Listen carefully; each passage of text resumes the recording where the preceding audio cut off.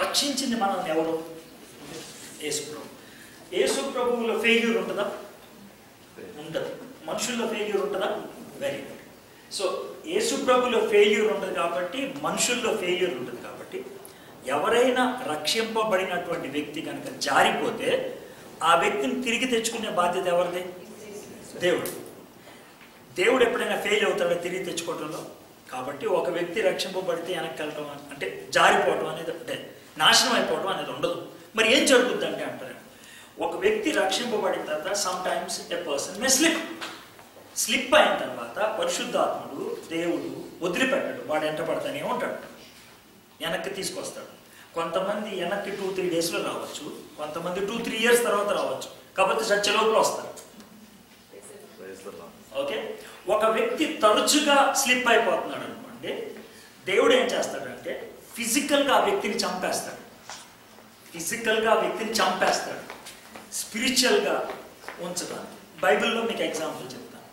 శాంసన్కి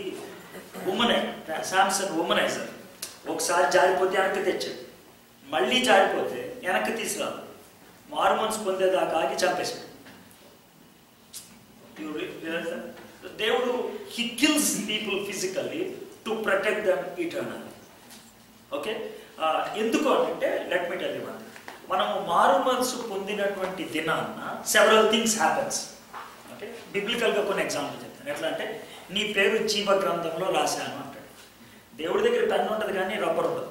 ఓసారి రాసిన తర్వాత అనవసరంగా రాశాను చూపుతాను అంటే కుదరదు.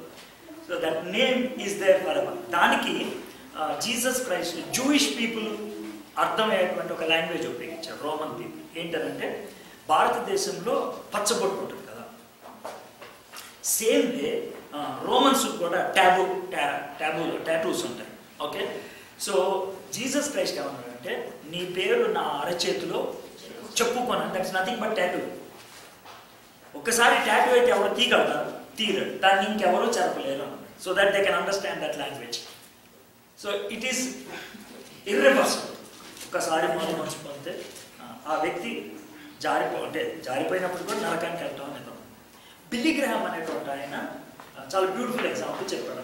ఇది ఒక వ్యక్తి మారు మనసు పొందిన తర్వాత జారిపోతాడా లేదా, అతను నిజంగా మారు మనసు పొందాడా లేదా అనడానికి ఒక ఎగ్జాంపుల్ చెప్పాడు. ఏమనంటే ఒక ఆయన అంట ఒక గొర్రె, షీప్, ఒక పంది, పిగ్, ఈ రెండింటికి మంచిగా స్నానం గీనం చేసి బెల్ట్తో వెళ్తాడంట. He had to cross a bridge. When he was crossing the bridge ఈ రెండు యానిమల్స్ స్లిప్ అయి కింద పడిపోయాయి. కింద ఒక గటర్ అంట, డర్టీ వాటర్. అంటే అయ్యా ఎప్పుడే స్నానం చేయించాను, ఈ రెండు యానిమల్స్ గటర్లో పడినాయి అని ఆయన అలా బ్రిడ్జ్ దిగి కిందకు వచ్చేటప్పటికి షీప్ లేదా బయటకు వచ్చి దురుపుకుంటుంది, పిగ్ లేదా సెట్ లేదు. బిల్లీ గ్రాహం ఈ ఎగ్జాంపుల్ ఎందుకు ఉపయోగిస్తాడంటే if you are a truly born again person, నువ్వు నిజంగా మారు మనసు పొందిన వ్యక్తి అయితే ఎప్పుడైనా జారి పడిపోతే అక్కడ ఉండబుద్ధి అవుతుంది. You want to come out, you feel uncomfortable there. But if you are feeling comfortable in the past sin, that means you are not born again. You thought you are born again. Born again people అంటే people ని 4 రకాలుగా చెప్తారు.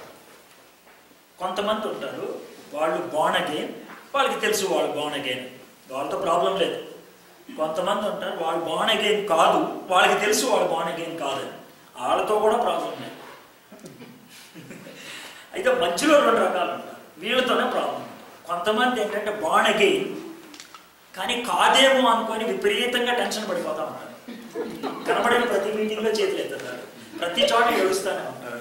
నేను మారు మనసు పొందలేదేమో, నాకు మళ్ళీ పాపం ఉంది, ఆ శోధన వస్తుంది, ఇది వస్తుంది అని కనబడినటువంటి ప్రతి ప్రీచర్ని ఇసుకిస్తానే ఉంటారు. ఇప్పుడు నన్ను ఇసుకించొద్దు అంటే వాళ్ళకి అష్యూరెన్స్ లేదు, నిశ్చయం లేదు, but it happened inside.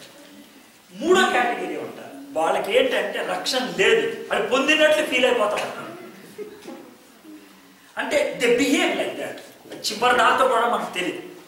Last minute దీనికి బైబిల్లోంచి జీసస్ క్రైస్ట్ ఒక ఎగ్జాంపుల్ వేసాడు. ఏంటంటే ఒక ఆయన గోధుమలు విత్తనం వేశాడు, కొన్ని రోజులకు వచ్చేప్పటికి గోధుమలతో పాటు గురువులు కూడా వచ్చినాయి. 2 లుక్స్ ద సేమ్ వే, పెద్ద తేడా ఉండదు. అంటే చివరి కటింగ్ టైంలో తెలుస్తుంది. అంటే బిలీవర్ లెక్కన మధ్యలో మెరుగుతూ ఉంటారు. వాళ్ళు పాటలు పాడతారు, ప్రార్థనలు చేస్తారు, వీలైతే ప్రసంగాలు కూడా చేస్తారు.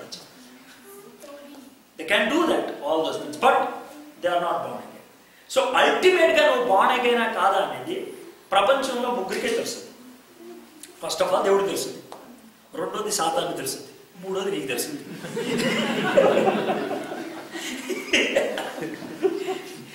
So it's ultimately your own understanding about yourself. అంటే you can pretend before everybody but not with yourself.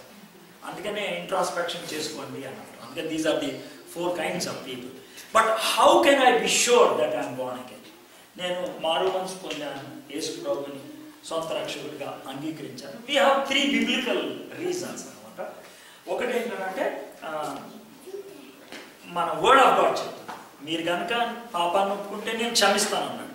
That's the వర్డ్ని believe చేస్తాం. This is one thing. ఒకటి వర్డ్ అన్నాం. రెండోది ఏంటంటే వాయిస్ ఆఫ్ గాడ్. యేసు ప్రభువుని సొంత రక్షకుడిగా అంగీకరించినప్పుడు the way you pray it changes. అంటే నీకు ప్రార్థన మంత్రాలు వస్తున్నట్లు రావు, but the way you talk to God it changes. అంటే you feel that you are speaking to somebody who is so close to you. It happens overnight. It happens over. అంటే ఆ feeling, దాన్నే మనం Romans 8:16 ఏమంటుంది అంటే పరిశుద్ధాత్ముడు మనలోకి వచ్చి దేవుడితో మాట్లాడుతున్నప్పుడు ఆయన నీ తండ్రి అని ఆ థాట్ నీలో పెడతాడు. So this is second thing. ఇది ఎలా ఉంటుందంటే మీకు అందరూ పెళ్ళైంది కదా, పెళ్లి కాకముందు ఆ అబ్బాయి కానీ అమ్మాయి ఎవరు, పెళ్ళైన తర్వాత the way you talk over night మారిపోతుంది, కొన్ని రోజులు మారదు. ఏమరా over night it changes. It's something like marriage with God. It changes overnight. మూడోది ఏంటి అని అంటే మొదటిది వర్డ్ ఆఫ్ గాడ్, రెండోది వాయిస్ ఆఫ్ గాడ్, మూడోది గాడ్లీ వాక్. గాడ్లీ వాక్ ఏంటంటే యేసు ప్రభువుని అంగీకరించిన తర్వాత కొన్ని దినాల తర్వాత యూజువల్గా ఇదివరకు ఏం చేసామో అయ్యో గుర్తు వస్తాయి. For example if you are a drunkard అనుకోండి, కొత్త పాపం ఏం గుర్తుకు రాదు, మళ్ళీ మందు కొడితే బాగుండదు అనిపిస్తుంది. ప్లీజ్ రిమెంబర్, అది ఇక జీవితంలో రాదని కదా, అదే వస్తుంది, కొత్తదేం రాదు. సో ఒకవేళ అదే థాట్ వస్తే if you are truly born again ఏమవుతుంది తెలుసా, ఆ థాట్ నీలో భయాన్ని పుట్టేస్తుంది. దట్ ఫియర్ వద్దు, దట్ ఫియర్ ఫ్రమ్ విదిన్. అంటే ఇప్పుడు ఇదివరకు మందు కొట్టడం రావడం చూస్తున్నారా తాగాడు అంటే నీకు భయం బయట నుంచి.